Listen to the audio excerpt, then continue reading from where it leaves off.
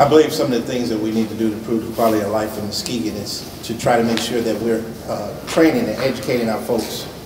We've known for the last number of years that Muskegon County has the highest rate of people that are uneducated and trained for the jobs that we do have currently in this community that are between 18 and 40 years old. That needs to be refined. That is a process that I want to push forward. We also need to be able to access the funds that we have currently in our community that gives us access to the resources that we need with community health and also with the job training and education that we need. We need to move forward with processing, manufacturing for our community that can add new jobs to the area. And we also need to refine our judicial system. You know, there's talk about the courts today. There's a lot more things we need to do with that judicial system, but we need to make sure that the people are getting the services that they need with the funds that we have currently. But with all these things, we have to continue to move forward with them, processing things through the Sheriff's Department and the things that we need to do to help build the quality of life. All right, I'm going to take a little different approach on this because I think as a county commissioner, I am way more than just your elected representative to represent you on the county commission. I think by being a county commissioner, we become leaders in the community, not just elected governmental leaders, but we have the ability to lead as just individuals because we have that, we get recognition because we're county commissioners. And I want to give you an example of something. We were talking about making it a better community, and I'm kind of proud of this, although it took a month away from my campaigning. The recent fireworks down at Heritage Landing were not going to occur unless somebody stepped up and did it, and nobody was stepping up, so that was me. In a month, I was able to raise almost $30,000 on the internet, no government money. The whole thing was done with pretty much with volunteers other than what I had to pay for, which was the fireworks and some infrastructure. But there's an example of the kind of things that we can do as county commissioners. Thank you. My next question will be to the candidates for common sheriff. We've got Mr. Plummer. May I speak? I just want. Thank you, Mr. Dyer. I believe in this county, things, you know, we're elected in our districts, like we said, but we represent the whole county.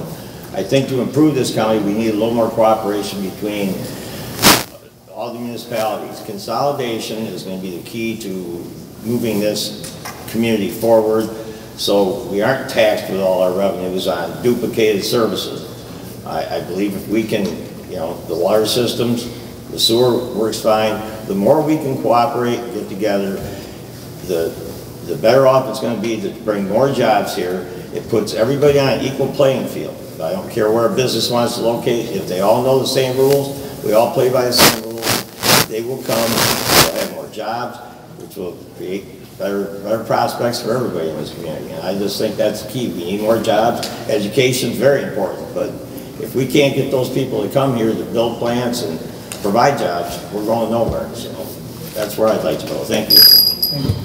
And back to the sheriff's question. If elected or re-elected, would you take the lead role in ensuring that all needed rehabilitation programs are available in the new jail for all inmates, and would you work with the county commissioners to ensure that that happens?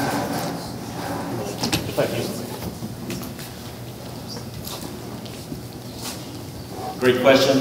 If re-elected with the new jail, one of the key components of a new facility is adequate programming space for the best practice programs that we feel are out there that we just cannot have the space, that we just do not have the space provided for currently. I've already been working with the county commissioners on instituting some new things. Recently, the Office of Community Corrections, Office of Community Alternatives came under the Sheriff's Administration, and within our first year, we've already been able to apply for a greater amount of funding for this coming year than we have in previous years because of some successes we realized. I'm cutting it short night, and I apologize. But absolutely, I work with the county commissioner and the current county board very well, as anyone will tell you.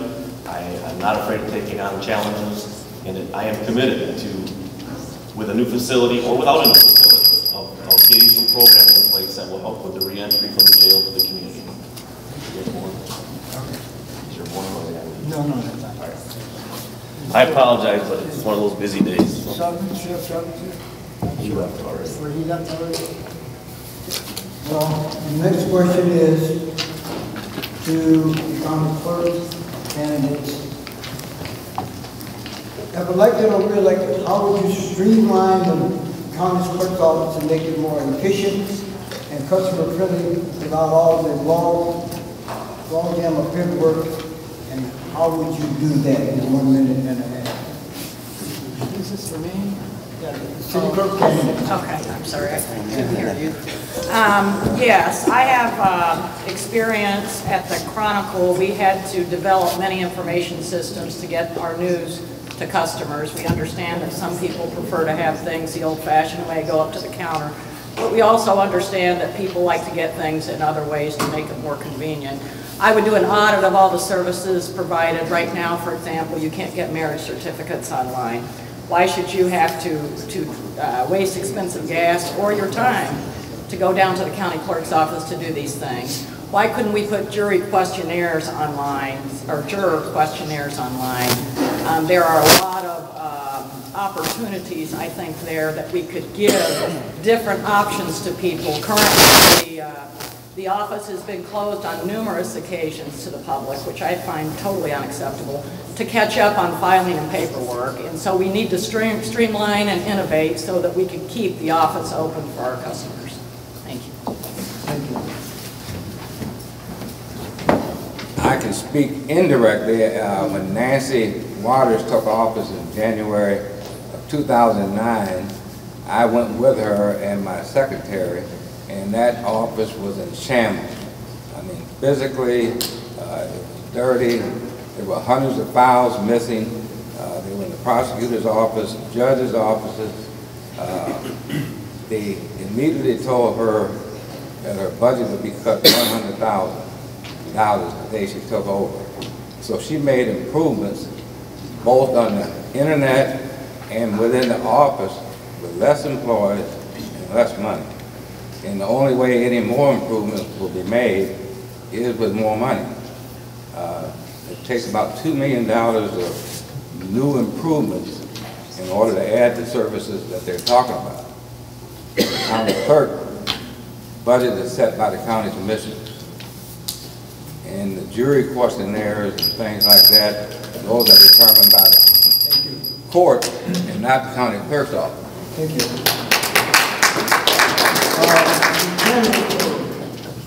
County Treasurer, Tony Lee? Yep. Well, I have a question. Anyway.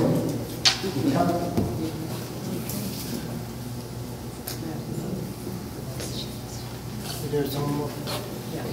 I'm still here. It's a question.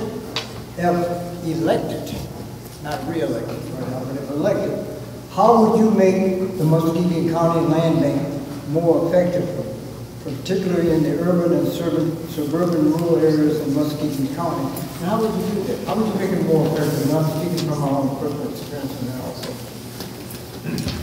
Well, first and foremost, what I do is we actually have the prices on, so you know what the houses are, what they cost, to know whether or not you're interested. If you go onto the website, you have a very,